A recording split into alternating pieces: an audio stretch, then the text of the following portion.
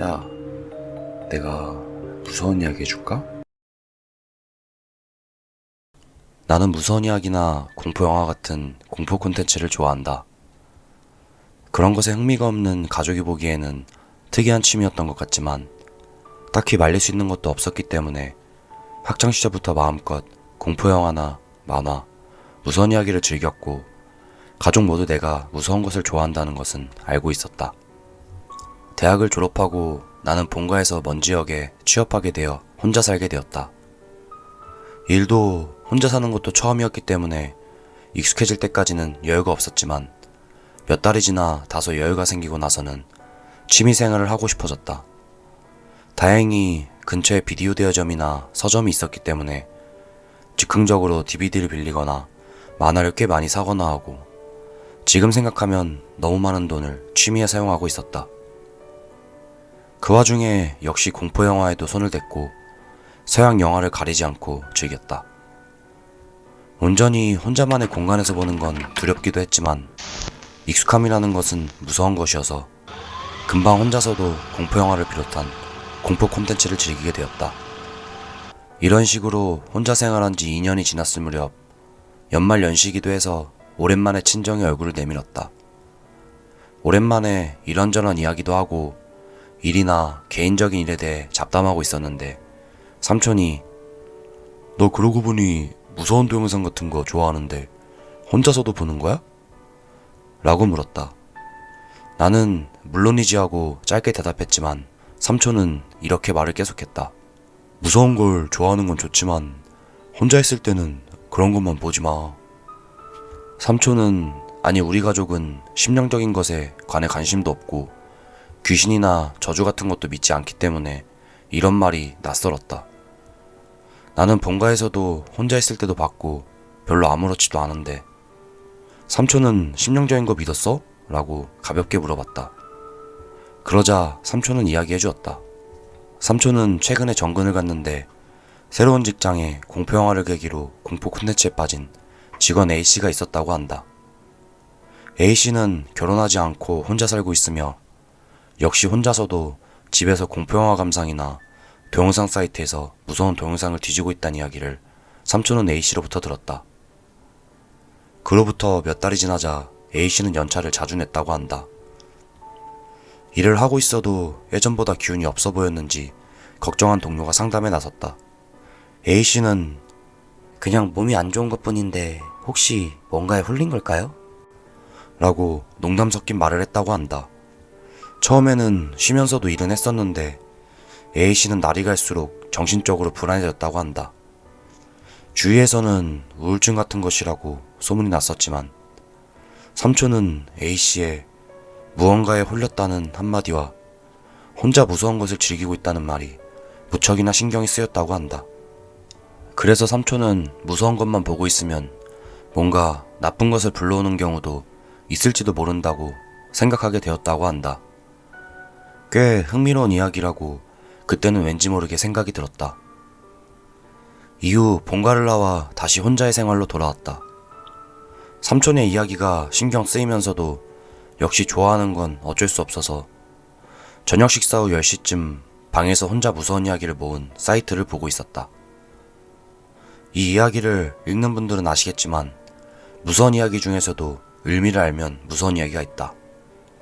언뜻 보면 무섭지 않은 이야기나 그저 신기한 이야기지만 자세히 읽어보면 무서운 의미가 숨겨져 있는 것이다.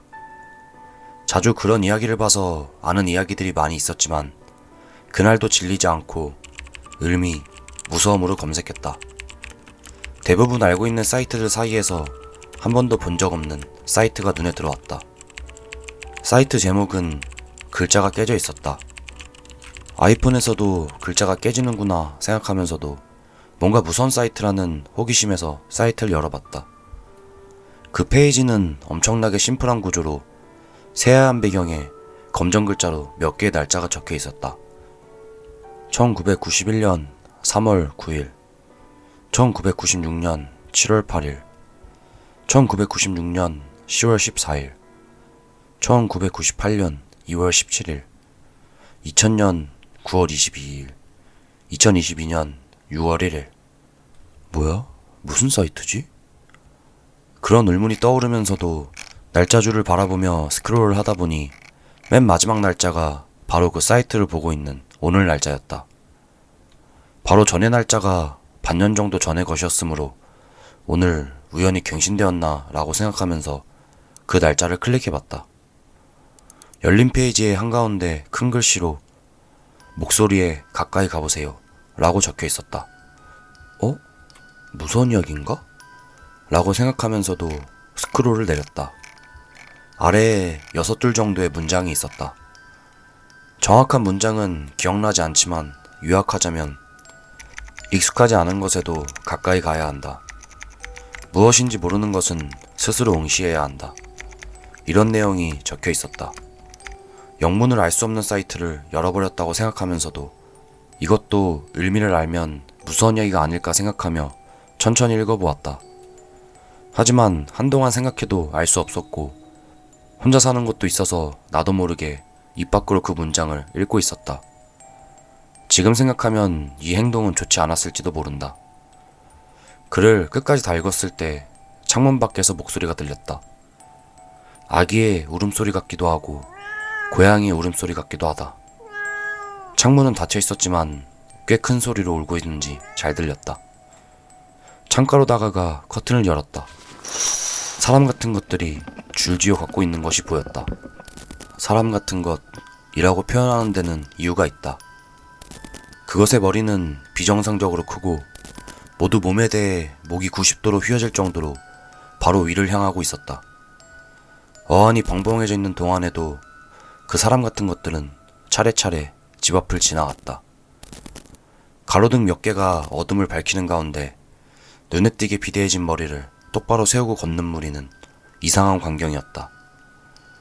이형의 것을 앞에 두고 무섭다는 생각도 있었지만 어째서인지 무턱대고 가까이에서 사진에 담고 싶어졌다.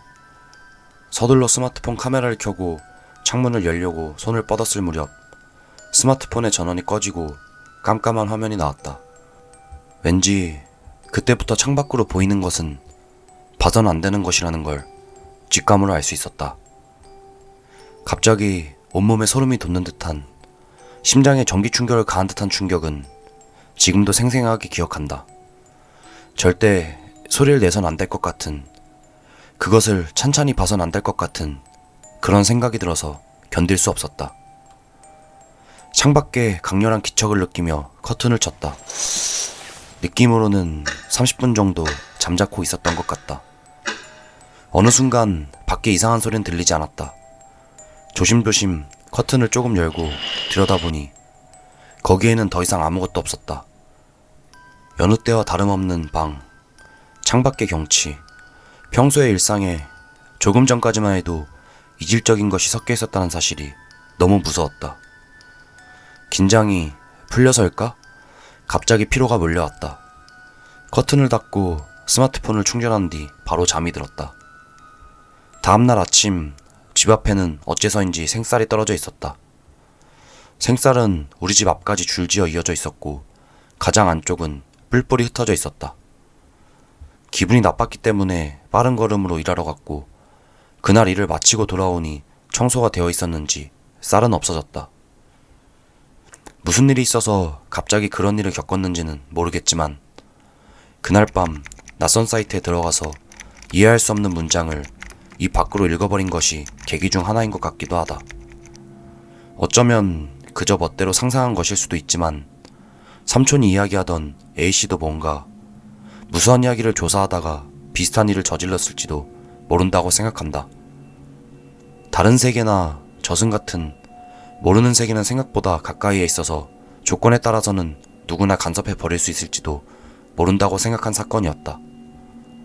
이 사건 이후로 그 글자가 깨진 사이트는 찾을 수 없게 되었다. 비슷한 사이트를 본 적이 있는 사람이 있다면 알려주길 바란다. 이 글을 읽는 여러분도 무서운 이야기나 무서운 것을 접할 때는 조건을 충족시키지 않도록, 평소와 다른 일을 하지 않도록 조심하는 것이 좋을지도 모르겠다.